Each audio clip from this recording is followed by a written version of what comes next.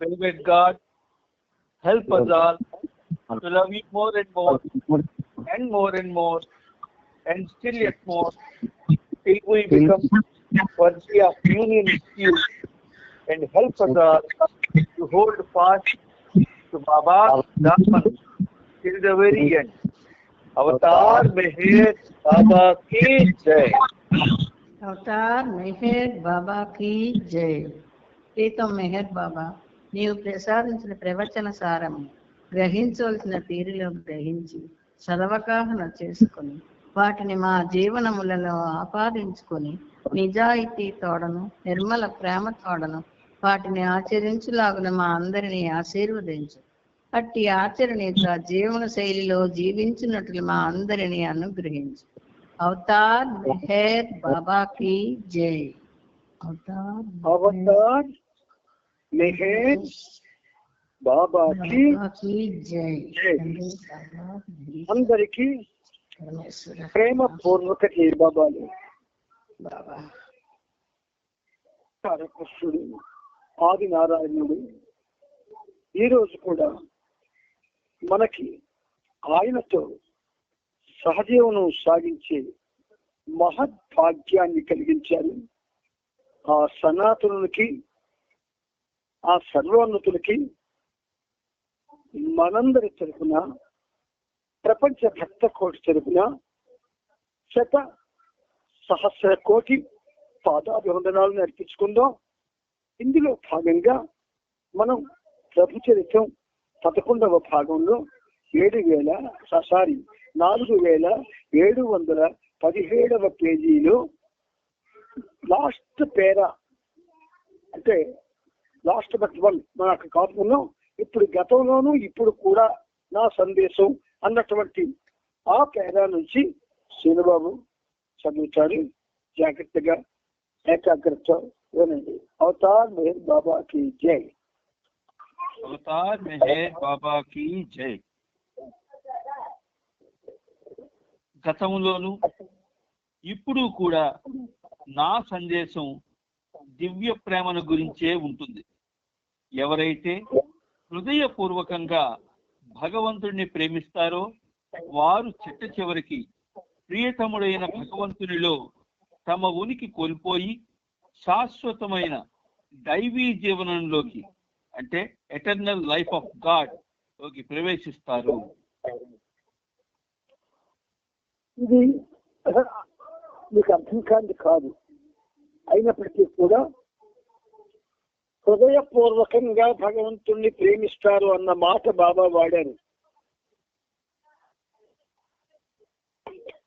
ఈ హృదయపూర్వకంగా మన బంధువుల్ని, మనకు పుట్టిన పిల్లల్ని, వాళ్ళకు పుట్టిన పిల్లలు అంటే మనవల్ని, వాళ్ళందరినీ హృదయపూర్వకంగా మానవుడు ప్రేమిస్తాడు. కానీ ఫోటోలో ఉన్న భగవంతుణ్ణి, దేవాలయంలో ఉన్న దేవుణ్ణి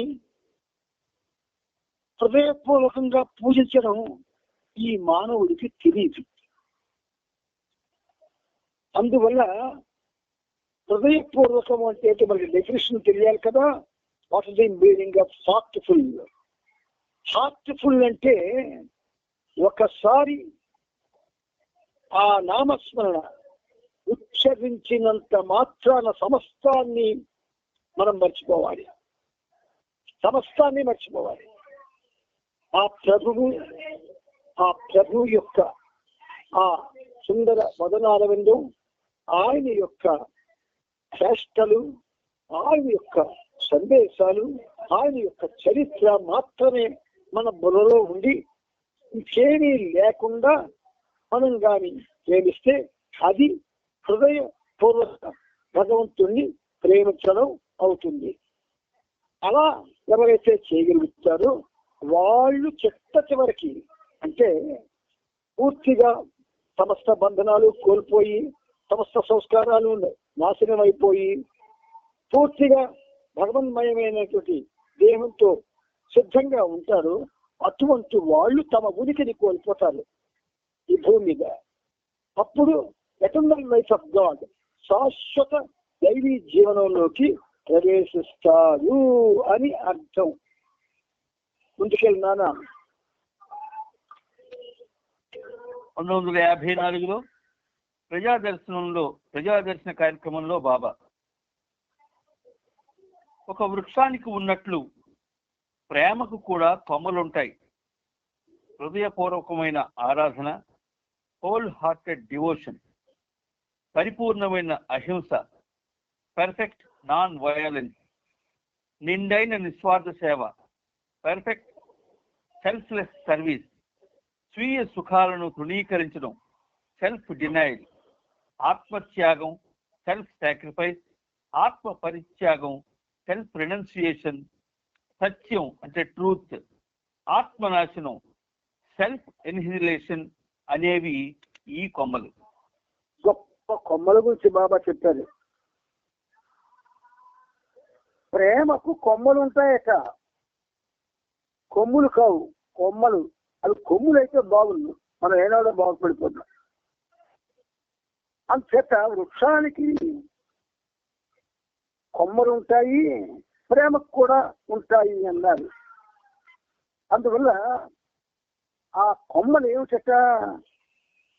హృదయపూర్వకమైన ఆరాధన, హోల్ హార్టెడ్ డివోషన్. అసలు ఈ హోల్ హార్టెడ్ డివోషన్ గురించి మనకు తెలియదనే చెప్పుకోవాలి. ఇందులో మనం అవమానపడవలసింది, సిగ్గుపడవలసింది ఏమి లేదు, ఎవరికీ లేదు ఈ ప్రపంచంలో హోల్ హార్టెడ్ డివోషన్. రెండవది పరిపూర్ణమైన అహింస. అహింస అంటే జంతువుల్ని సంహరించడం అనుకుంటా మనం కాదు, జంతువుల్ని ఇవ్వడం కాదు. అసలు ఎదుటి వాడిని బాధించాలనే తపన, ఆలోచన కూడా అహింస కిందే వస్తుంది, హింస కిందే వస్తుంది. అహింస కాదది, పర్ఫెక్ట్ నాన్ వైలెన్స్. అటువంటిది ఉండాలి అహింస అంటే, గౌతమ బుద్ధుడికి ఉన్నటువంటిది.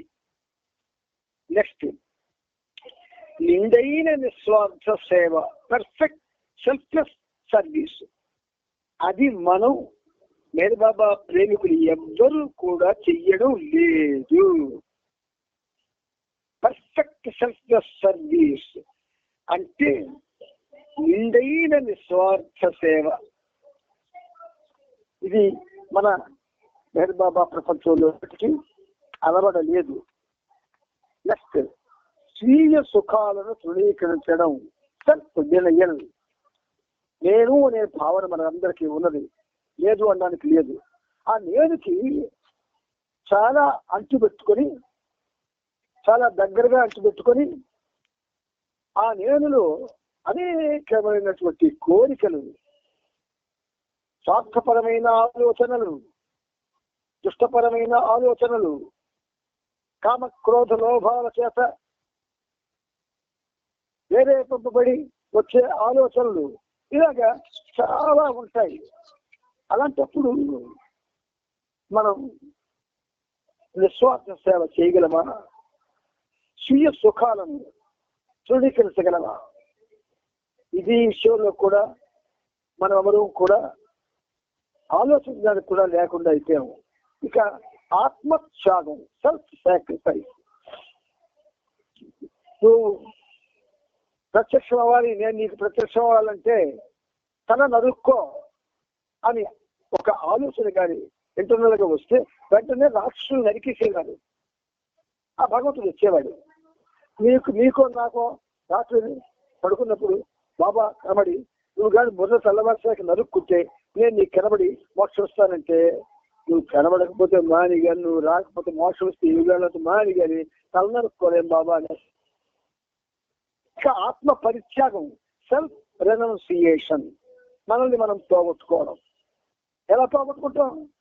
నిరంతరం మనకి మన ధ్యాస తప్ప బాబా ధ్యాస ఉండదు. సత్యం, ట్రూత్, అది మనకు చాలా దూరంలో ఉంది. ఆత్మ నాశనం, సెల్ఫ్ ఇన్హలేషన్ అంటే పూర్తిగా ఆత్మను పోగొట్టుకోవడం. భగవంతుడి యొక్క ధ్యాసలు, సంకీర్తనలు, సమస్త చర్యల్లో కూడా ఆత్మని పోగొట్టుకోవడం. ఇవి ఈ కొమ్మలు. ఈ పేర దయచేసి ఏమి చుల్లారా ఒక్కసారి రోజు చదువుకోండి. అంటే నేను వీటిని అంటే ఈ నేను అనేటటువంటి ఈ పనిముట్టు ఈ సందేశాన్ని చాలా సార్లు రిపీట్ చేసి చదువుకుంటూ ఉంటాను. మర్చిపోతానని ఏదో చదివించుకున్నాం వచ్చేసింది అని అనుకోవడానికి లేదు.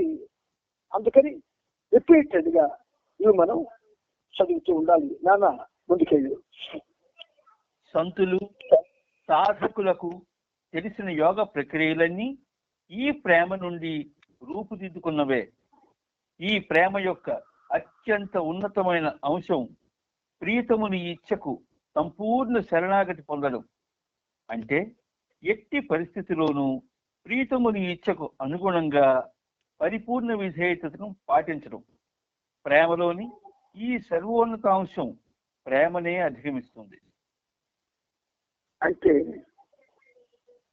మీ జీవనం ఎప్పుడైతే బాబాతో స్టార్ట్ అవుతుందో జాగ్రత్తగా వినండి.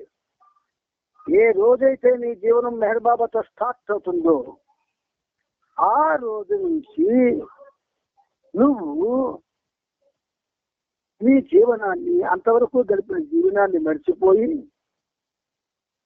ఇప్పుడు మెహర్ బాబా అనే ఉన్నతమైనటువంటి అవతార తత్వానికి నేను దాసుని అవ్వాలి, లొంగిపోవాలి, పూర్తిగా అంకితం కావాలి అన్న ధ్యాసగాని వస్తే తెల్లవారు నుంచి రాత్రి వరకు ఏం జరిగినా బాబా ఇలా చేసావా, అలా చేసావా, ఇలా ఉంచావా, అలా ఉంచావా, ఇది నీ ఇచ్చ, నేను నీ ఇచ్చకు అనుగుణంగా దాన్ని అనుభవిస్తాను, ఆ అనుభవంలో సంతోషంగా ఉంటాను, ఆ అనుభవంలో నేను నామస్మరణ చేసుకుంటాను, ఆ అనుభవంలో నన్ను నేను మర్చిపోతాను, ఏ విధమైనటువంటి ఆ స్థితికి బంధం కలగకుండా నన్ను కాపాడు స్వామి అని అనుకునేటటువంటి అంశం ఉందే అది సర్వోన్నత అంశం. అది ప్రేమను కూడా జయించేస్తుంది. ముందుకెళ్ళినా సాయంత్రం 5:30 బాబా పేరు మీద నడుపబడే జారా ఖేర్లోని జూనియర్ హై స్కూల్కి చెందిన వసతి గృహాన్ని బాబా సందర్శించారు. ఇంతకు ముందు 1952లో బాబా వచ్చినప్పుడు ఒక ఇటుకను బాబా స్పృశించి ఇచ్చారు. ఆ ఇటుకను వాడుతూ విద్యార్థులు, ఉపాధ్యాయులు ఈ హాస్టల్ను నిర్మించడం జరిగింది. ఈ రోజు హాస్టల్ ప్రధాన ద్వారానికి కట్టిన పూలమాలను కత్తిరించి బాబా ఈ భవన ప్రారంభోత్సవం గావించారు. బాబా లోనికి ప్రవేశించి కూర్చున్నారు. మండల వారికి తరాలు తేనీరు అందివ్వడం జరిగింది. విద్యార్థులను ఉద్దేశించి బాబా ఈ బాలుర పాఠశాల హాస్టల్ను గురించి నా ప్రియమైన శ్రీపతి సహాయ్ చెప్పిన విషయం విని నేను ఈరోజు ఎంతో సంతోషిస్తున్నాను. సాధారణ విద్యతో పాటు ఇక్కడ విద్యార్థులు భగవంతుడిని ప్రేమించడం కూడా నేర్చుకోవాలి. ఏకైక వాస్తవం భగవంతుడు ఒక్కడే. దీనికై నేను విద్యార్థులందరికీ నా ఆశీస్సులను ఇస్తున్నాను. అలాగే ఇక్కడున్న వారి అందరికీ నా ప్రేమాశీస్సులు అంటూ బాబా విద్యార్థులకు సందేశం ఇచ్చారు. జారాఖార్ నుండి బయలుదేరి బాబా ఆ రోజు ఫిబ్రవరి 4వ తేదీ రాత్రికి ఢగ్వాన్ చేరుకున్నారు. ఏమాత్రం సదునుగా లేని ఆ ఊరి రోడ్డు పొలాల గుండా ఎన్నో మలుపులతో కూడుకుని ఉంది. ఎడ్లబళ్ళు వెళ్ళడానికి మాత్రమే ఆ రోడ్డు వేశారు. రోడ్డు అంతా మెలికలు మలుపులతో ఉంది. కాబట్టి బాబా పరివారం దారి తప్పకుండా వెళ్లేందుకు అనువుగా ప్రేమ పార్వశ్యంలో ఉన్న ఆ గ్రామస్తులు లాంతర్లు పట్టుకొని మరీ వారికి దారి చూపిస్తూ ముందు నడుస్తూ వెళ్లారు. భగవాన్ గ్రామానికి బాబా బృందం చేరిన మరుక్షణం ఆ ఊరి జనులు చెవులు చిల్లులు పడేలా జై జయ ధ్వానాలు విన్నంటేలా బాబాకు స్వాగతం పలికారు. విష్ణు శర్మ మిగతా గ్రామస్తులు అద్భుతమైన సన్నాహాలతో బాబాను స్వాగతించారు. మధుశాల మాలిక్కి మధుపాన మత్తులకి మధ్య జరిగే నాటకం కడు అద్భుతం, ఊహలకు అతీతం. అది కేవలం అనుభవించాలే తప్ప దానిని మాటల్లో చెప్పలేం. మధు అందించే భాష నిరుపమానం, సాటిదనిది. ఆ మధు భాషకు మాటలతో పనిలేదు. వెలువడిన మాట ఏదైనా ప్రేమగ్నిగా పరిణమించు. అద్భుతమైనటువంటి రైలు ఇది. మధుశాల మాలిక్. మధువు అంటే మత్తునిచ్చేది అనే అర్థం కాదు.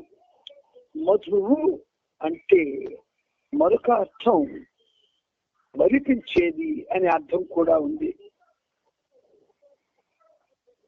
ఆ మధుశాల మాలిక్ ఎవరు?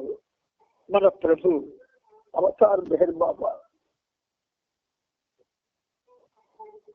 ఆ మాలిక్ కి మధుపాన మత్తులకి అంటే బాబా యొక్క ప్రేమ మత్తులో పూర్తిగా తమను తాను పోగొట్టుకున్న వారికి అందులో మనం మేము అని అంటున్నప్పుడు మీరు ఎవరైనా మేము ఉన్నామని నిరూపిస్తే నేను మీ సేవ చేసుకుంటాను. మధుపాన మత్తులు మనం కాం. అన్ని పానాలకి మత్తు, అన్ని పానాలు మనకు మత్తు కలిగిస్తాయి, ఒక్క మధుపానలే కాదు. కాబట్టి మధుపాన మత్తులకి మత్స్యశాల మాలిక్కి మధ్య జరిగే నాటకం కడు అద్భుతం, ఊహలకి అతీతం. అసలు చిన్న విషయం మీకు చెప్తాను. ఒకసారి అంటే లైఫ్ అండ్ డెత్ పరిస్థితి హాస్పిటల్లో వచ్చినప్పుడు బ్రతుకుకి చావుకి మధ్య మానవుడు నలిగిపోతూ ఉన్నప్పుడు వాడు బాబా ప్రేమికుడై బాబా ప్రేమ కోసం ఏమాత్రమైనా తప్పించిన వాడు అయితే వాడికి ఏం జరుగుతుంది? బాబా నిండుగా ఉంటాడు. శరీరవంతను, మనసంతను, హృదయవంతను, అణువు కూడా బాబాయే నిండి ఉంటాడు. అప్పుడు ఆ అనుభవం వాడికి వచ్చింది, మరెవరికి రాదు. ఆ సమయంలో వాడికి మాత్రమే తెలుస్తుంది. ఇది ఒక ఉదాహరణ. మరొక ఉదాహరణ,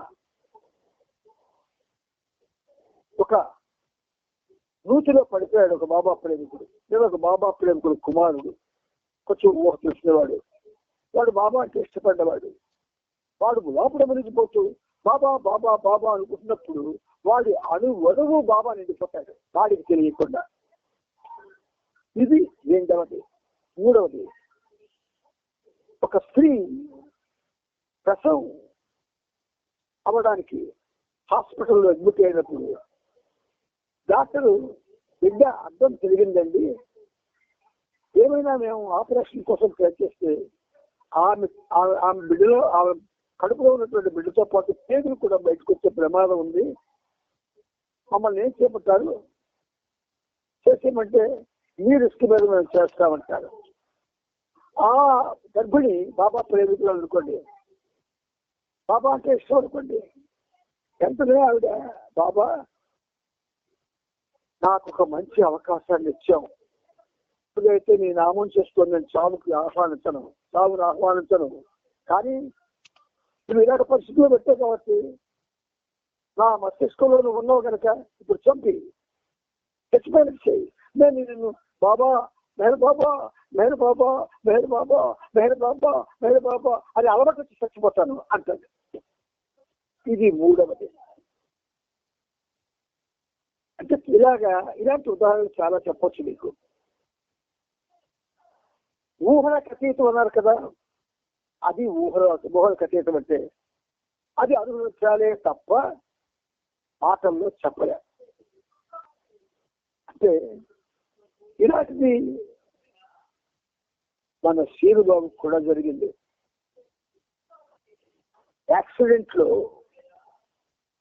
తనకేం జరిగింది, తను ఏ పరిస్థితిలో ఉన్నాడు అన్న విషయం ఆ శ్రీనుబాబుకు తెలియలేదు. మరి అప్పుడు ఏం జరిగిందో, ఆయన బాబాతో ఉన్నాడు, మరి బాబా ఆమెను చూస్తూ ఉన్నాడు, తెలియదు, మనం ఎవరు అక్కడ లేవు, ఆయనకే తెలుసు. అది ఒకవేళ తెలుసుకున్నా మనం మారం. అంచేత అనుభవించాలే తప్ప మాటల్లో చెప్పలేము. మధువు అందించే భాష నిరుపమానం, దానికి ఉపమానం లేదు. మధువు అందించే భాష. ఒక పాత మాట ఉపయోగించకూడదు, ఎప్పుడు తాజావే బాబా గీతాలు. అప్పుడెప్పుడు బాబా రాయించారు ఒక పాట.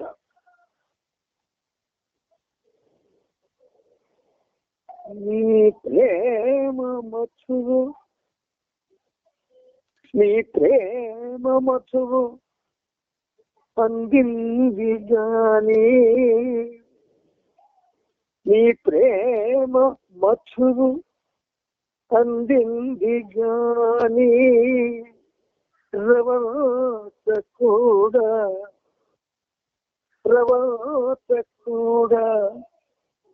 చెవి చూడనే లేదు, రవంత కూడా చెవి చూడనే లేదు అని రాయించారు. ఆ భాష ఆయింది, ఆ ఘోష ఆయింది, ఆ ఊహ ఆయింది, ఆ ఆలోచన ఆయింది. దాన్ని దేంతో పోల్చడం అంచేత దీపమానం. సాటి లేనిది, దాంట్లో ఒకటి తీసేది ఇంకేది ఉండదు. ఆ మధు భాషకు మాటలతో పని లేదు. అందుకే సినిమా వాళ్ళు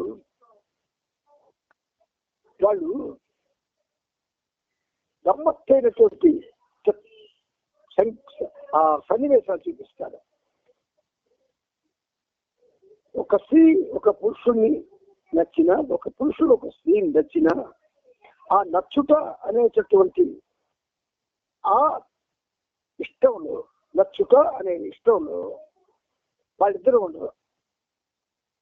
మరి ఎవరు ఉంటారు? ఆ మధ్యన ఏ ప్రేమ అయితే వాళ్ళని దగ్గర చేయడానికి దాపుకొచ్చిందో,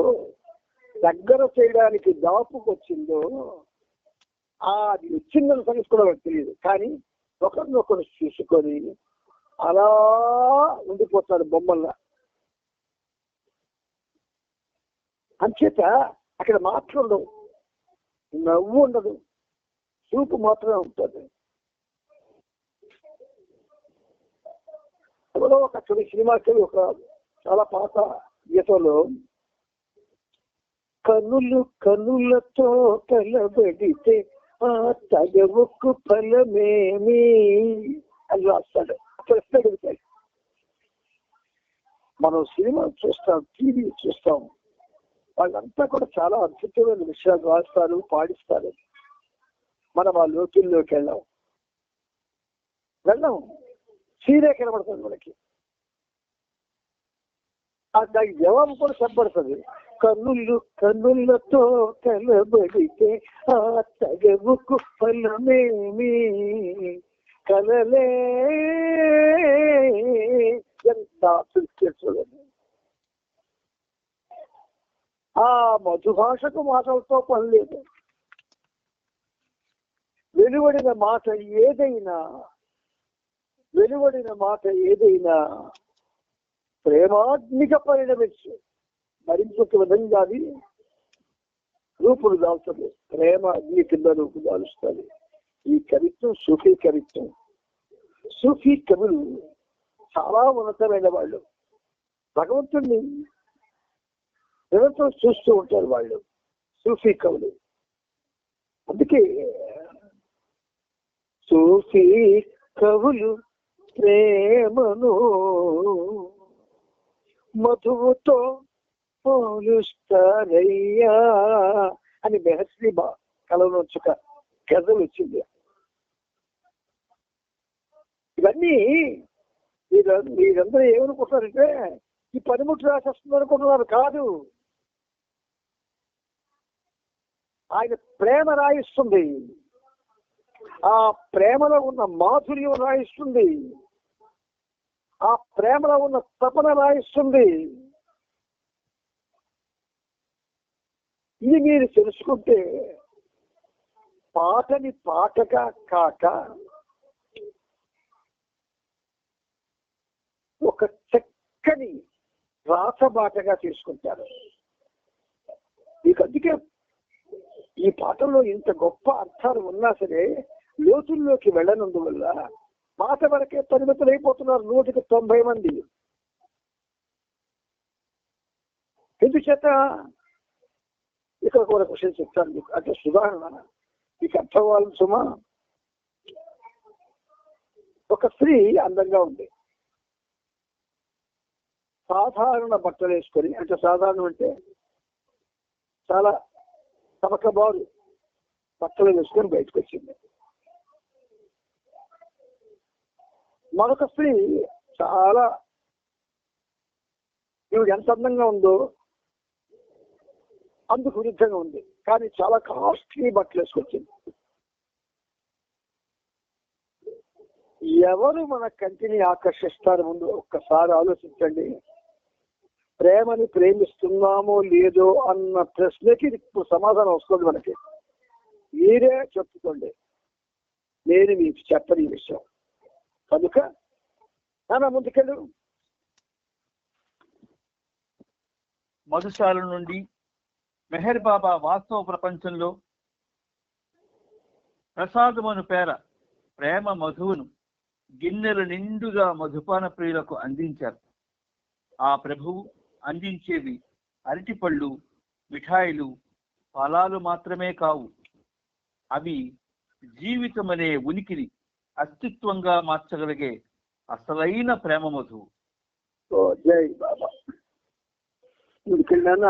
ప్రేమతో ఈ ప్రసాదాన్ని గ్రహించండి, ప్రేమతో ఆరగించండి, ఆరగిస్తూ ప్రేమతో నన్నే తలుచుకోండి. ఆ విధంగా ప్రేమ బీజం మీ హృదయాల్లో నాటుకుంటుంది అంటూ బాబా ఆ గ్రామ ప్రజల్ని ఉత్తేజితులను చేశారు. వేలాది మంది హృదయాలను స్పృశిస్తూ బాబా దర్శన కార్యక్రమాన్ని 2 గంటల్లో ముగించి అక్కడి నుండి నౌరంగా బయలుదేరారు. దారిలో ఆగిన ప్రతి చోట అక్కడున్న స్త్రీలు బాబాకు హారతులు ఇచ్చారు. కానీ భగవాన్లో బాబా దర్శనం ఇవ్వడంలో బాబా నిమగ్నులవ్వడం చేత హారతి ఇచ్చే అవకాశం దొరకలేదు. బాబా కారులో కూర్చొని స్థానిక కార్యకర్తలతో కలుస్తున్నప్పుడు మాత్రమే బాబాను ఆరాధించే అవకాశం అక్కడి స్త్రీలకు దక్కింది. ఇంతకు ముందు 1952వ సంవత్సరంలో బాబా నౌరంగా వచ్చినప్పుడు బాబాకు వ్యతిరేకులైన వారు బాబా ఊరిలోకి రాకుండా అడ్డుకునేందుకు దారిలో ఉన్న కాలువకు గండి కొట్టారు. అప్పుడు బాబు రాంప్రసాద్ పొలంలో చెట్టు కింద కూర్చొని దర్శనం ఇవ్వవలసి వచ్చింది. ఈసారి గ్రామ ప్రజలందరూ ఊరికి 2 ఫర్లాంగుల ముందు వరకు వచ్చి బాబాకు స్వాగతం చెప్పడానికి సమావేశమై ఉన్నారు. బ్యాండ్ మేళాలు మ్రోగుతుండగా పెద్ద పెద్ద బాకాలు ఊదారు. బాబు రాంప్రసాద్ ప్రేమ నిండిన హృదయంతో ఆనందంగా దగ్గరలో నిలబడి ఆ అద్భుత దృశ్యాన్ని మౌనంగా తిలకిస్తున్నాడు. జనసందోహమంతా బాబాకు జయ జయ ధ్వానాలు పలికింది. పెద్ద ఊరేగింపుతో బాబాను నౌరంగా ఊరిలోకి తీసుకువెళ్లారు. అవతారుని ప్రేమ కిరణాలు సోకి గతంలో ఉండే వ్యతిరేకత పూర్తిగా పరివర్తన చెందింది మరియు మేల్కొల్పబడింది. గ్రామంలోని ప్రతి వీధిలోనూ ప్రేమ మధువు ప్రవహించింది. జనం యావత్తు ప్రేమ గీతాలు ఆలపించడంలో మునిగిపోయారు. కాంతులు విరజిమ్మే అవతారుని ప్రేమ కిరణాలు గ్రామ ప్రజల చుట్టూ ఆవరించాయి. ఇక వారి జీవితాలు ప్రభువు పాద సన్నిధిలో శాశ్వతంగా నిలిచి ఉంటాయి. అవతారుడు తన దివ్య లీలా కేడిలో విమర్శలు చవిచూశాడు. సంశయాస్పదులను దగ్గరకు తీసుకున్నాడు. కరడుగట్టిన వ్యతిరేకతను ఎదుర్కొన్నాడు. అయితే వాటినన్నింటినీ తీయనైన పొగట్టలుగా మార్చివేశాడు.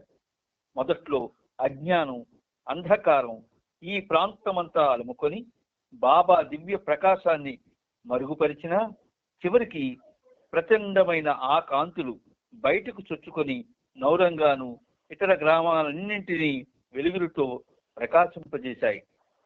ఒక చిన్న సవరణ ఏంటంటే, మొదట్లో బాబా దివ్య ప్రకాశాన్ని మరుగుపరచిన అన్న మాట వాడబడింది. బాబా యొక్క దివ్య ప్రకాశాన్ని ఎవ్వరూ మరుగుపరచలేరు. మీరు దీన్ని ఎలా అనుకోవాలి? ఆ దివ్య ప్రకాశాన్ని వాళ్ళకి కనబడకుండా చేసిన, అంటే మరుగుపరిచిన అన్న మాటలో రెండు అర్థాలు ఉంటాయి. పూర్తిగా తెలియకుండా చేయడం. అందుచేత మనం పుస్తకం చదువుతున్నప్పుడు ఆ పదజాలం ఏదైతే వాడబడిందో దాంట్లో ఏ అర్థం వస్తుందో కూడా మనం జాగ్రత్త తీసుకోవాల్సిన అగత్యం మనందరికీ కూడా ఉన్నది. ముందుకెళ్ళన్నా. బాబు రాంప్రసాద్కి నరసింగ్ దాస్ అనే సోదరుడు ఉన్నాడు. అతనికి బాబా పట్ల ప్రగాఢమైన ప్రేమ ఉంది. సన్యాసం తీసుకొని నరసింగ్ దాస్ వైరాగ్య జీవితాన్ని గడుపుతున్నాడు. 9 నెలల పాటు శ్రమించి ఒక బావి పక్కన నేలను తవ్వి భూగర్భంలో ఒక గదిని నిర్మించాడు. బావి నుండి గదికి వెలుగు వచ్చేలా బావి గోడకి ఒక కిటికీని అమర్చాడు. కానీ పై నుండి గదిలోకి దిగేందుకు కట్టిన మెట్లు మాత్రం చీకటిలోనే ఉన్నాయి. ఆ భూగర్భ గదిలో నరసింగ్ దాస్ మెహర్ బాబా దివ్యత్వాన్ని గురించి ధ్యానించేవాడు. ఫిబ్రవరి 5వ తేదీన బాబా మెట్లు దిగి ఆ గదిలోకి వెళ్లారు. అక్కడ గాడేకర్ బాబాకు హారాడు. పైకి వస్తుండగా విష్ణు శర్మ జారిపడి కాలికి దెబ్బ తగిలించుకున్నాడు. పెండు అతని కాలికి మందు రాసి కట్టుకట్టి ఉపచారాలు చేశాడు. ఆ రోజు నౌరంగాలో భారీ ఎత్తున దర్శన కార్యక్రమం జరిగింది. ఊరంతా మూర్తిభవించిన దివ్య ప్రేమావతారును దర్శించుకొని తమ వంతు ప్రేమాశీస్సులను పొందారు. అలాగే పరిసర ప్రాంతాల్లోని ప్రజలు కూడా ప్రభువును దర్శించుకొని ఆశీస్సులు పొందారు. హమీర్పూర్ జిల్లాలో ఎక్కడ దర్శన కార్యక్రమం జరిగినా వేలకు వేలు జనం వచ్చి చేరేవారు. ఎటు చూసినా మైళ్ళ కొద్దీ జనం గుంపులుగా ఉండడంతో జనసంద్రాన్ని తలపించింది. ఇది కేవలం ఒక పండు మిఠాయో ఇచ్చే ప్రసాద వితరణ కాదు. ఈ దర్శన సందర్భాలు దివ్య ప్రీతముల పట్ల ప్రజల హృదయాలను మేల్కొల్పాయి. తద్వారా ప్రభువు వారి మాలిన్యాన్ని తన అనంత కరుణాసాగరంలో విలీనం చేసుకున్నాడు. ఇట్టి దర్శన కార్యక్రమాల్లో వచ్చిన వారి సంస్కార భారాన్ని ఎప్పుడు అవతారుడు గాని సద్గురువు గాని తన పైన వేసుకుంటాడు. జనబాహుల్యానికి ఇలా దర్శనమివ్వడం ద్వారా మెహర్ బాబా వారి జన్మాంతర బాధల భారాన్నంతా తనపై వేసుకుంటున్నాడు. దర్శనం యొక్క ప్రాధాన్యతను ఎవరు తెలుసుకోగలరు? కరుణను ఎవరు గ్రహించగలరు? కపట సాధువులు, యోగులు కూడా ప్రజలకు దర్శనమిస్తుంటారు.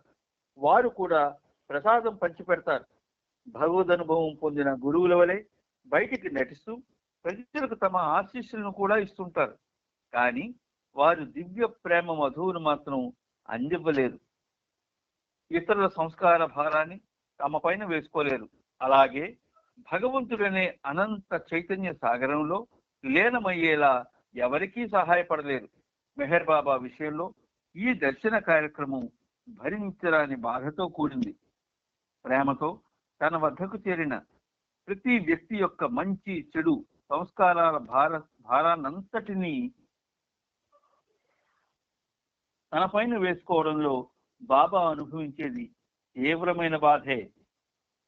జనం ఆ సమయంలో అమితానందం పొందుతారు. వారి భారాన్ని తాను స్వీకరిస్తూ బాబా వారి ఆనందంలో పాలు పంచుకుంటారు. ఈ ప్రక్రియలో బాబా ఒక ప్రక్క అనంతమైన బాధకు గురైనప్పటికీ వచ్చిన వారితో సంతోషాన్ని పంచుకుంటారు. అవతారుడు నిరంతరము విశ్వభారాన్ని మోస్తూనే ఉంటాడు. దివ్య ప్రణాళికలో ఇది ఆయనకున్న ఒక ప్రత్యేక బాధ్యత. కేవలం ఇది ఆయన ఒక్కరి బాధ్యతే. ఈ కారణం వలనే అవతారునికి సర్వ సమర్పణ గావించి ఆయన పదములపై శిరస్సు నుంచి ప్రణమిలిన వారు నిజంగా ధన్యులు. ఆ రోజు వేల సంఖ్యలో జనం బాబా దర్శనం చేసుకున్నారు. మొట్టమొదటిసారిగా ఆ రోజు స్త్రీలకు బదులు పురుషులంతా బృందం కలిసి బాబాకు హారతి పాడారు. మధ్యాహ్నం 2:40 ఉన్నట్టుండి బాబా తన అక్షర ఫలకంపై దిగువ సందేశాన్ని చూపగా ఏరిచి దాన్ని బిగ్గరగా చదివి వినిపించాడు. నేను మౌనంగా ఉన్నట్లు బయటకు కనబడినా మీ అందరి ద్వారా మాట్లాడుతూనే ఉన్నాను. నేను నిరంతరం మౌనంగా ఉంటాను, అలాగే నిరంతరం మాట్లాడుతూనే ఉంటాను. కానీ ఈ బాహ్య మౌనాన్ని తొందరలోనే వీడే సమయం ఆసన్నమైంది. అప్పుడు నన్ను ప్రేమించే వారంతా నా నిజస్వరూపాన్ని చూస్తారు. అందువల్ల నేనిచ్చే ప్రేమ ప్రసాదాన్ని ప్రేమతో స్వీకరించండి, ప్రేమతో ఆరగించండి. అప్పుడే ప్రేమ బీజం అందులో నిక్షిప్తమై ఉంటుంది. తర్వాత బాబు రామ్ ప్రసాద్, హీరాలాల్, జనక్ సింగ్, ముంగాలాల్, జిల్లిపతి సునార్, లాల్ జవాన్, బద్రి ప్రసాద్, సిద్ గోపాల్ లోధి మొదలైన వారి గృహాలని బాబా సందర్శించారు. ప్రతి ఇంట అక్కడ ఆచారం ప్రకారం 7 స్త్రీలు ఒక్కొక్కరు తలపై నీటి కలవను, దానిపై వెలుగుతున్న జ్యోతిని పెట్టుకొని బాబాకు స్వాగతం పలికారు. హీరాలాల్ ఇంటిలో అమర్ ఖాన్ అనే కవ్వాలి గాయకుడు గానం చేశాడు. పరిసర వాతావరణం అంతా ప్రేమతో నిండిపోగా వచ్చిన వారిలో చాలా మంది ఎన్నడూ లేని విధంగా విలపించారు.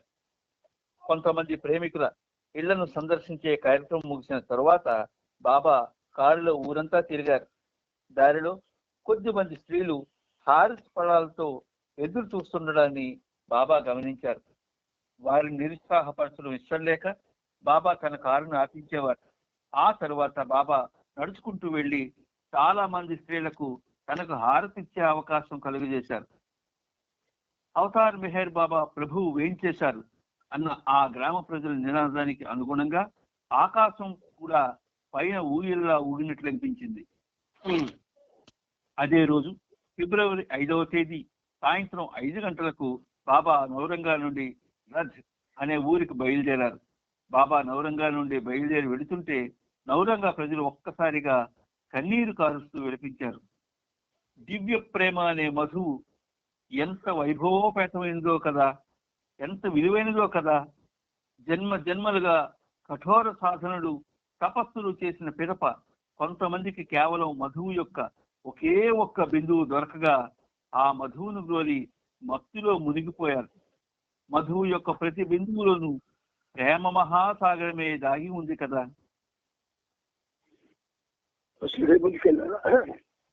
ప్రయాణంలో ఒక ఊరు నుండి మరొక ఊరికి వెళ్ళేటప్పుడు కొంతమంది కార్యకర్తలు, నిర్వాహకులు కూడా మండలితో పాటు వెళ్ళేవారు.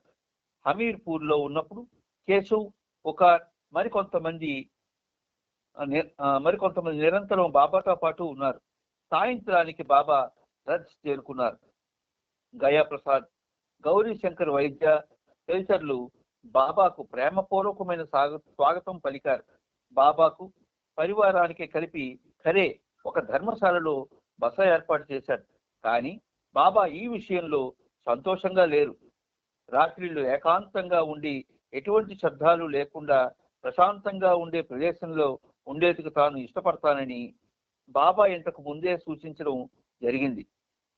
బాబా కోరిక ప్రకారం ఏర్పాట్లు చేయడమేలా అని ఆ రాత్రంతా వారు కలవరపడ్డారు. భావు సోదరుని కుమారుడు వీరేందర్ సింగ్ ఇంతకు ముందే బాబా పరివారంలోకి వచ్చి చేరాడు. అతడు ఆ రోజు విపరీతమైన కడుపు నొప్పితో బాధపడుతూ రాత్రంతా మూలుగుతూనే ఏడుస్తూనే ఉన్నాడు. బాబా ప్రశాంతతకు ఇది మరింత భంగం కలిగించింది. మండలి వారిని పిలిపించి బాబా గట్టిగా చేవాట్లు పెట్టారు. పువ్వులా చూడడం అంటే ఇలాగేనన్నమాట. ఎన్ని మార్లు మిమ్మల్ని హెచ్చరించాను, కానీ మీరు అవేవీ పట్టించుకోకుండా నా మాటను ఖాతరు చేయడం లేదు. ఈ రోజు మీకు ఒక విషయాన్ని స్పష్టం చేయబోతున్నాను. మీలోని ప్రతి ఒక్కరికి ఒక్కో డ్యూటీని ఇవ్వడం జరిగింది. పెండు అన్నింటికీ కంట్రోలర్ గా ఉన్నాడు. అంచేత మీరు అతనికి పూర్తి సహకారాన్ని అందివ్వాలి. ఈరోజు ఇక్కడి విషయం సరే, కానీ ఆంధ్రాలో కూడా ఇలాగే జరిగితే అది పెద్ద గందరగోళం అవుతుంది. నాతో పాటు 40 మంది ఉంటారు. నేను నా స్వేచ్ఛాయుతమైన తరహాలో స్వతంత్రమైన ఆదేశాలు ఇస్తాను. నా ఆదేశం ప్రకారం మీరు నడుచుకోకపోయినా, అదే సమయంలో పెండుకి సహకరించకపోయినా కార్యక్రమాలు నిర్వహించడంలో అతడు నిస్సహాయుడై ఏ పని చేయలేకపోతాడు. మర్నాడు గయా ప్రసాద్ చేసిన పొరపాట్లను గురించి బాబా, నవజీవన సందర్భంలో నీవు చేసిన సేవల్ని దృష్టిలో పెట్టుకొని నేనీనాడు నిన్ను క్షమిస్తున్నాను, లేకపోతే ఎన్నటికీ నేను క్షమించి ఉండేవాడిని కాను అని ఘాటుగా విమర్శించారు. ఇక్కడ బాబా సాక్షాత్తు దేవదేవుడు కదా, నువ్వు చేసిన సేవల్ని దృష్టిలో పెట్టుకొని నేను క్షమిస్తున్నాను, లేకపోతే నేను క్షమించి ఉండేవాడిని కాను అన్న మాట మీద బాబా ప్రేమడు కదా, అలాగెందుకన్నారు అనేటటువంటి ఒక భావన రావచ్చు. ప్రేమ ఉన్న చోటే నీకు మందలింపు ఉంటుంది. ప్రేమలోనే మందలింపు ఉంటుంది. ప్రేమ అంటే ఉత్త ప్రేమ కాదు, మందలింపు ప్లస్ తీవ్రమైనటువంటి అభిలాష ప్లస్ తీవ్రమైనటువంటి సోదర భావం ప్లస్ చిన్న చిరుకోపం, ఇవి కలిసి ఉంటాయి. కాబట్టి ఇదేదో అలాగే బాబా ఎందుకు క్షమించి ఉండేవాడిని కాను అని అన్నారంటే మరి దాంట్లో ఈ ప్రేమలో ఉన్న మనకు తెలియాలి కదా. అందువల్ల సోదరులు ఎవరు దాన్ని అపార్థం చేసుకోవద్దు. ముందుకెళ్ళన్నా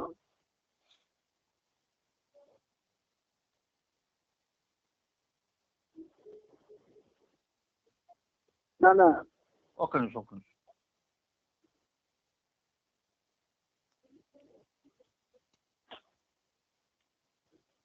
ధర్మశాల బయట మండలంలోని హమీర్పూర్ కార్యకర్తల్ని ఒక వరుసలో నిలబెట్టమని శత్రుఘ్న కుమార్ని బాబా ఆదేశించారు. బాబా బయటకు వచ్చి లైన్లో నిల్చున్న వారిని ఉద్దేశించి ఇలా లెక్క పెట్టమన్నారు. నేను నెంబర్ 1 ఫూల్ని, నేను నెంబర్ 2 ఫూల్ని, నేను నెంబర్ 3 ఫూల్ని అంటూ ఫూల్ నెంబరు 80 వరకు లెక్క పెట్టమని సూచించారు. అక్కడ 80 మంది తెలివి మారిన వాళ్ళు అంటే ఫూల్స్ ఉన్నారు. చివరిలో బాబా, గత రాత్రి నేను 80 మంది ఫూల్స్ తో పాటు నిద్రపోవలసి వచ్చింది. ఇక నా పరిస్థితి ఎలా ఉంటుందో ఊహించుకోవచ్చు. అంతకంటే హీనమైన పరిస్థితి ఇంకేమైనా ఉంటుందా అని వేళాకోళంగా అన్నారు. కానీ ఈ చీవాట్లలో ప్రేమ, హాస్యం మిళితమై ఉంది. ఇప్పుడు లైన్లో నిల్చున్న వారు తర్వాత సంవత్సరాల్లో బాబాతో జరిగే ఉత్తర ప్రత్యుత్తరాల్లో తమ ఉత్తరాల్లో ఫూల్ నెంబర్ 5 అను లేక తనది ఏ నెంబర్ అయితే ఆ నెంబర్తో దాన్ని సంతకం చేసేవారు. ఫిబ్రవరి 6వ తేదీ హర్జీవన్ లాల్ రథ్ వచ్చి బాబా బృందంతో ఒకనిగా కలిశాడు. మధ్యాహ్నం 1:30 బాబా బ్రహ్మానంద్ ఇంటర్ కాలేజీలో కాలేజీ విద్యార్థుల బృందానికి దర్శనమిచ్చారు. అక్కడ వారితో, మీతో ఉన్నందుకు నేను సంతోషిస్తున్నాను, ప్రత్యేకించి స్వామి బ్రహ్మానందని కలుసుకున్నందుకు ఆనందిస్తున్నాను అన్నారు. బాబా ఆ కాలేజీ వ్యవస్థాపకులను ఉద్దేశించి, స్వామి బ్రహ్మానంద్ చాలా కార్యక్రమాలు నిర్వహించాడు. మీ విద్యార్థుల కోసం కూడా చాలా చేస్తున్నాడు. ఇది కూడా దివ్య ప్రేమలో ఒక అంశమే. మీ అందరికీ నా ప్రేమాశీస్సులు అని చెప్పారు. స్వామి బ్రహ్మానందుని వేదిక పైకి వచ్చి తనతో కూర్చోమని బాబా పిలిచారు. కానీ అతను దిగువనే కూర్చునేందుకు ఇష్టపడ్డాడు. కాసేపు అయ్యాక బాబా కూడా వేదిక దిగి వరండా మెట్లపై కూర్చున్నారు. టీ తీసుకోమని బ్రహ్మానంద్ బాబాను కోరాడు. కానీ బాబా, ఇక్కడ మీ అందరినీ చూశాక నా హృదయం ప్రేమతో నిండిపోయింది. హృదయమే నిండి ఉన్నప్పుడు టీతో పనేమిటి అన్నారు. తర్వాత ప్రిన్సిపాల్ పదే బాబాకు విజ్ఞప్తి చేయగా బాబా మండలి వారు టీ అల్పాహారం తీసుకున్నారు. ప్రిన్సిపల్ అక్కడున్న ఒక ఉపాధ్యాయుడిని బాబాకు పరిచయం. బాబా వెంటనే నేను కూడా ఒక ఉపాధ్యాయుడినే కాబట్టి నాకు ఉపాధ్యాయుడితో సంబంధం ఏముంది అని చమత్కరించారు.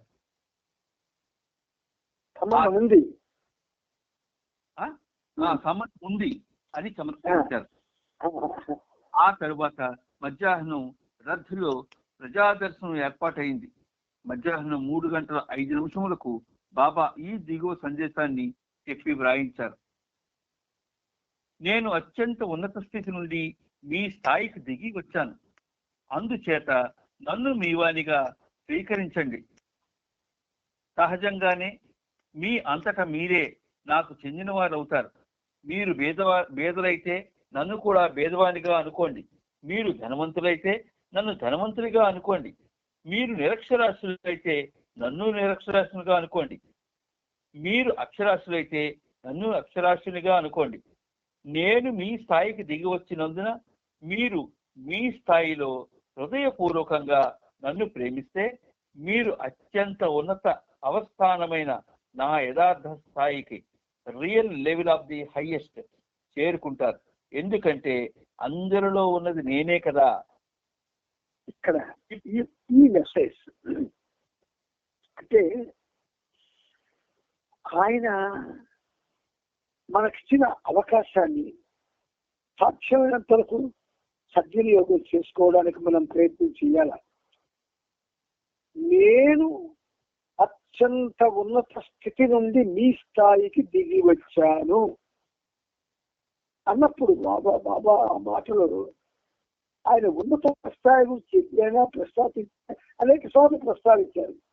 కానీ అప్పుడు అర్థం కాదు, ఇప్పుడు అర్థం కాదు ఆ ఉన్నత స్థాయి ఏమిటో. మరి మీ స్థాయికి దిగి వచ్చానంటే మనలో ఒకడైపోయారన్నమాట, ఆయన మనతో ఒకడైపోయారన్నమాట. కాబట్టి మనలో ఒకడైన వాడిని మనం ఎలా ప్రేమించాలి? ఎలా ప్రేమించగలం? ఒక స్నేహితుడిగా ప్రేమించగలం. కానీ ఆ ఉన్నత స్థాయి నుంచి వచ్చే సంగతి మనకేం తెలుసు? ఏ ఉన్నత స్థాయి కనుక make me as your constant companion అన్నాడు. నన్ను మీ శాశ్వత చరికానిగా చేసుకో అన్నాడు. అలా కానీ ఒక స్నేహితుడిగా చేసుకుంటే, ఇక్కడ స్నేహితుడికి చరికానిగా అన్న మాటల్లో ఒకే అర్థం పిలుస్తుంది. చెలికాడు అన్న మాటలు బానిస అన్న అర్థం వినబడుతుంది మనకి. చెలికట్టే అన్న మాటలో బానిస అన్న మాట వినబడుతుంది. అయితే బానిస ఎలాంటి బానిస? ఒక విధంగా అదృష్టవంతుడైన బానిసగా అంటాడు బాబా. అదృష్టవంతుడైన బానిసగా అంటాడు కలిగిన అంచేత నీ వాణిగా స్వీకరించండి అంటాడు. ఎక్కువగా నీకు వివరించడం లేదు, చాలా తక్కువగానే బాబా వివరిస్తున్నారు. మీ అంతటా నేనే అప్పుడు నాకు చెందిన వారు అవుతారు. మొట్టమొదటి ఏమండి అని పలకరించుకున్న మిత్రులు రాను రాను ఆ ఏమండి అన్న పదం పోయి పేరుతో పిలుచుకుంటారు. కృష్ణ, రాము చెప్పండి ఇలా అంటారు. రాను రాను ఒరే అనుకుంటారు, ఒరే రారా, ఒరే ఇవరా, ఇలా అనుకుంటారు. అంటే చదువు ఎక్కువ అవుతుంది. అందుచేత ఆ ఎక్కువ చదువు వచ్చినప్పుడు భగవంతుడు మనల్ని తనవాళ్ళుగా భావిస్తాడు. కానీ మనల్ని పిలవడంలో, మన మీద ఉన్నటువంటి ఆ ప్రేమలో ఆయన ఉన్నతంగానే ఉంటాడు. కానీ మనం చదువు ఇస్తే ఎత్తికెక్కిపోతాం. అంటే ఎందుకంటే నీకు ఈ జాగ్రత్త బాబా చెప్తున్నాడు, నువ్వు ఎంత మెహర్ బాబాని ప్రేమిస్తున్నా, ఎంత గొప్ప ప్రేమికుడిగా నిన్ను నువ్వు భావించుకుంటున్నా, నువ్వు సామాన్యుడవే, నువ్వు ఒక మిత్రుడివే ఆయనకి. సమాలక్ష మిత్రుల్లో నువ్వు ఒకడివి. కాబట్టి మన స్థాయి ఏమిటి? మనం ఆయనతో ఎలా ఉండాలని ముందు మనం నేర్చుకొని ఆయనతో ఉండడానికి ప్రయత్నం చేయాలి. ధైర్య మానవుడు ఆయన. నువ్వు ఏకవచనంతో మాట్లాడినా వింటాడు, నువ్వు ఇష్టం వచ్చినట్టుగా పిలిచినా పిలుస్తాడు. కానీ ధైర్య మానవుడికి అలాగనందువల్ల నీకే అపరాధం కలుగుతుంది. అందుకని బాబా అంటున్నారు, మీరు బీదవాళ్ళైతే నన్ను కూడా బీదవాణిగా తీసుకోండి అంటాడు. అసలు దీనులు పతితులు బీద సాధన కోసం వచ్చాడు ఆయన. కానీ ఆ సెయింగ్ కొంచెం ఆయన ఎన్లాక్ చేసి మీరు బీదవాళ్ళైతే నన్ను కూడా బీదవాణిగా అనుకోండి, మీరు ధనవంతులైతే నన్ను ధనవంతుడిగా అనుకోండి. ఏమిటి ఇలా అన్నాడు? మీరు బీదవాళ్ళైతే నన్ను బీదవాడిగా అనుకోమన్నాడు. అంటే బాబా కూడా బీదవాడేనా? ఇక్కడ ధనవంతుడైతే ధనవంతుడిగా అనుకోండి. బాబా ఏ విధంగా ధనవంతుడు? ప్రశ్న ఇది. మీరు నిరక్షరాస్యుడు అయితే నన్ను నిరక్షరాస్యుడిగా తీసుకోండి. బాబా ఏ రకంగా నిరక్షరాస్యుడు? మీరు అక్షరాస్యుడు అయితే నన్ను అక్షరాస్యుడిగా అనుకోండి. బాబా ఏ విధంగా అక్షరాస్యుడు అని మనం ప్రశ్నించుకోవాలి.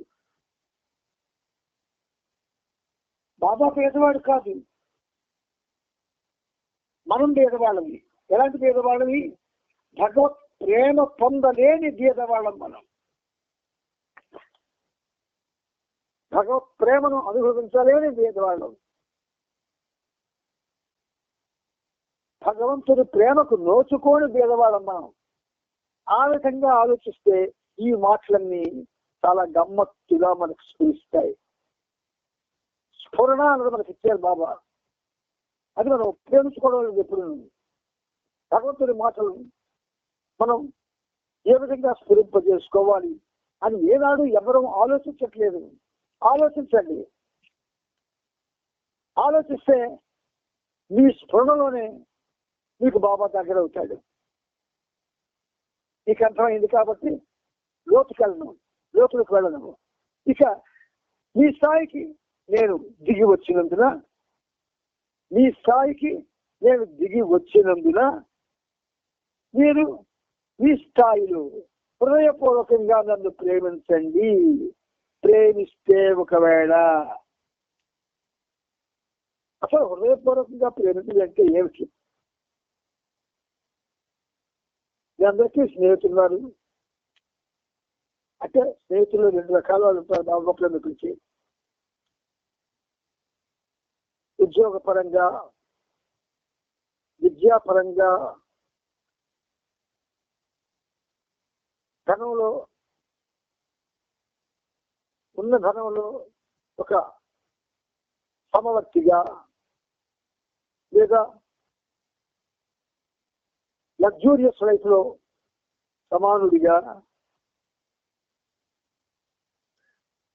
నిరక్షరాస్యుడు అయితే మనం అంతా చదువుకొని కూడా భగవంతుడిని తెలుసుకోవాలని నిరక్షరాస్యుడు మనం. అంతేత అలా ఆయన మన స్థాయికి దిగొచ్చాడు అంటే అర్థం ఏమిటి? ఇవన్నీ కానీ విశ్లేషించుకుంటే ఒక 40 పేజీల పుస్తకం రాయొచ్చు. మన ఆలోచనల్ని మనం నియంత్రించేస్తున్నాం. ఆలోచించే శక్తిని ఒక విధంగా వృధా చేస్తున్నాం. అనవసరమైన మాటల గురించి ఎక్కువ ఆలోచిస్తాం. అవసరమైన మాటలు వీటి కోసం చాలా ఆలోచించాలా, చాలా తెలుసుకోవాలి, చాలా లోతుల్లోకి వెళ్ళాలి. ఎప్పుడైనా మనకి ఎందుకండి తల్లిదండ్రులు చాలా చీప్ అయిపోయారు ఇప్పుడు ఈ రోజుల్లో. ఎవ్వరూ తల్లిదండ్రుల్ని చూడవలసిన స్థాయిలో చూడలేకపోతున్నారు. ఎందుకు? ఆ తల్లి తండ్రి ప్రేమని పంచడం వల్ల. లేకపోతే అలా దిగజారిపోదు. అలాగే బాబా యొక్క ఔన్నత్యం తెలుసుకోకపోవడం వల్ల, అలా చూడకపోవడం వల్ల మనం బాబా ఒక సామాన్యుడిగా ఒక్కొక్కసారి అయితే మనం స్టేజ్ మీద చేస్తున్న ప్రవర్తించే తీరు ఆయన నిర్లక్ష్యం చేసినట్టుగా కూడా ఒక ప్రతి వాళ్ళు ఉన్నారు. బాబా ఫోటో పెద్దది పెడతాడు, ఆ ముందు నిలబడతాడు, వీడు ఇష్టం వచ్చినట్టు మాట్లాడతాడు, ఇష్టం వచ్చినట్టు పాడుతుంటాడు, ఇష్టం వచ్చినట్టు ఏవేవో చెప్తుంటాడు. నిర్లక్ష్యం చేసినట్టే కదా, ఆయన్ని అలక్ష్యం చేసినట్టే కదా. ఎవరికి ఆలోచన రాకుంటుంది, మరి రాదేమో. నువ్వు స్టేజ్ మీద ఎందుకు ఎక్కాలి అసలు? ఎందుకు స్టేజ్ మీద ఆయన్ని పెట్టి నువ్వు ఆయనకి సమానంగా అక్కడ ఎక్కుతున్నావు? నువ్వు ఒక మాట్లాడేవాడు, ఒక పాడేవాడు ఎక్కితే నిలబడి హాయిగా స్టేజ్ ముందుకు వచ్చి అందరికీ కనబడి, బాబా అందరికీ కనబడేటట్టుగా నిలబడి ఎందుకు పాడరు, ఎందుకు చెప్పరు? బాబాను ఎందుకు మోసొస్తున్నారు మీరు స్టేజ్ మీద? అందుచేత మన భావనలోనే చాలా మార్పు రావాలి. చూడండి ఏమంటున్నారు, ఈ స్థాయిలో హృదయపూర్వకంగా నన్ను ప్రేమిస్తే, నీ స్థాయిలో ఏమిటి మన స్థాయి? మన తల్లిదండ్రులు ఇంట్లో ఉంటారు, మనం ఉంటాము, ఎవరో ఒక తండ్రి యొక్క తల్లి యొక్క స్నేహితులు వస్తారు. వెంటనే వాళ్ళని మనం లేచి మనం ఒక ఆసనాన్ని ఇస్తాం. కానీ తల్లి తండ్రి ఆసనాన్ని మారుస్తామా? అమ్మ నువ్వు పక్కగా ఆయన కూర్చోదారు, తండ్రి నాన్న మీరు పక్కన ఆయన కూర్చోదారు అంటావా? ఆ మాత్రం ఇంకెట్లో స్టేజ్ ఎక్కాలా అక్కర్లేదా? ఎందుకు మనం స్టేజ్ మీద ఉండాలి? వైషుడు పోయి ఆయన ఆ మహోన్నతమైనటువంటి ఆ విగ్రహం ఆ స్టేజ్ వదిలినప్పుడు మనం అలాగే ఎక్కడ నిలబడతాం? అదంతా పుణ్యస్థలం అయిపోద్ది. ఆ స్టేజ్ అంతాను నువ్వు ఎలాగ పాదాలు ఎక్కిపోతావు? ఇది తెలియని వాడికి బాబా ప్రేమ గురించి తెలుస్తుంది. నువ్వు కిందనే ఉండాలి. ఆ ముందుని స్టేజ్ ముందు చూడండి, పెద్ద పెద్ద సమావేశాలు, రాజకీయ సమావేశాల్లో పెద్దవాళ్ళంతా మీద కూర్చోబెడతారు, కింద వాళ్ళకి నిలబెట్టి మాట్లాడిస్తారు. కనీసం రాజకీయ జ్ఞానం కూడా మనకు లేదే.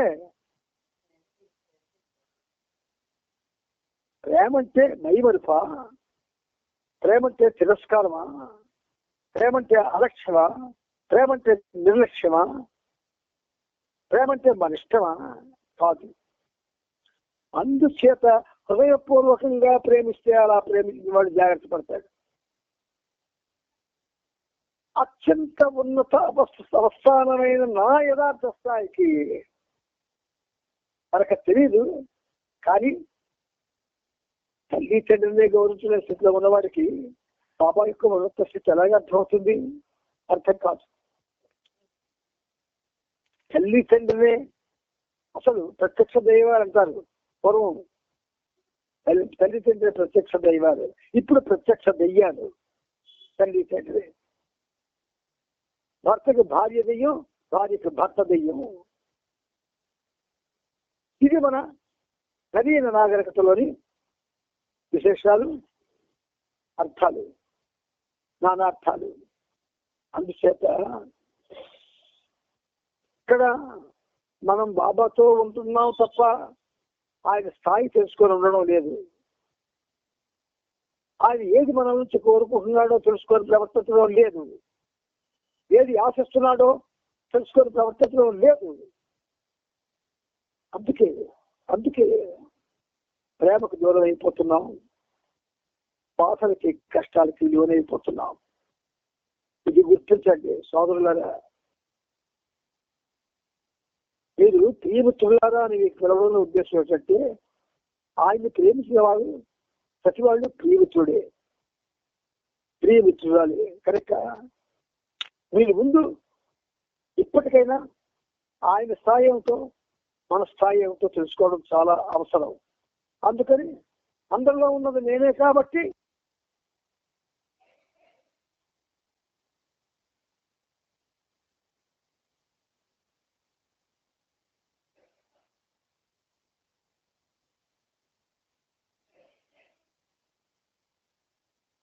జయ బాబా. అన్న జయబాబా కట్ అయిపోయారా బాబాయ్? ఆయన కట్ అయిపోయారేమో, చూద్దాం మరొకసారి.